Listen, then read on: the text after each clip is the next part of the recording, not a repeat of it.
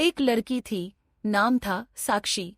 वह 25 साल की थी, खूबसूरत, होशियार, आत्मविश्वास से भरी हुई और अपने सपनों को पूरा करने के लिए मेहनत करती थी।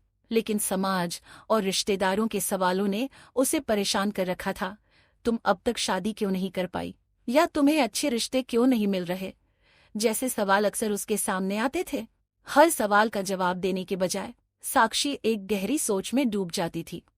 वह जानती थी कि शादी सिर्फ एक सामाजिक बंधन नहीं, बल्कि दो आत्माओं का मिलन है।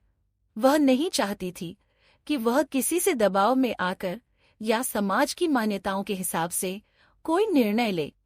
वह अपने जीवन को अपने तरीके से जीना चाहती थी। साक्षी का मानना था कि खुद को पहचानना और आत्मनिर्भर होना कहीं ज्यादा महत्वपूर्ण है।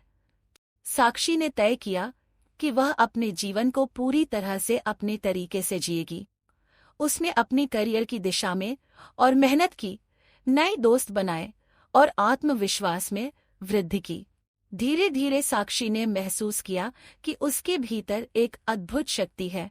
वह अपनी जिंदगी को संवारने और अपनी खुशियों का रास्ता चुनने के लिए पूरी तरह से स्वतंत्र है। समय के साथ लोग साक्षी की खुशी और आत्मनिर्भरता को देखकर हैरान रह जाते थे। उन्होंने समझा कि सच्ची खुशी केवल बाहर के रिश्तों से नहीं, बल्कि खुद के साथ संतुलन और प्यार से आती है। और एक दिन, जब साक्षी को सबसे कम उम्मीद थी, एक ऐसा व्यक्ति मिला जो उसके सपनों और उसके विचारों को समझता था। साक्षी की कहानी हमें यही सिखाती है कि जिंदगी की असली खूबसूरती खुद को जानने और अपनी पसंद और खुशियों का पालन करने में है। शादी और रिश्ते के बारे में समाज के विचार महत्वपूर्ण हो सकते हैं, लेकिन सबसे महत्वपूर्ण यह है कि हम अपने जीवन को कैसे जीते हैं और कैसे अपनी आत्मनिर्भरता को बनाए रखते हैं।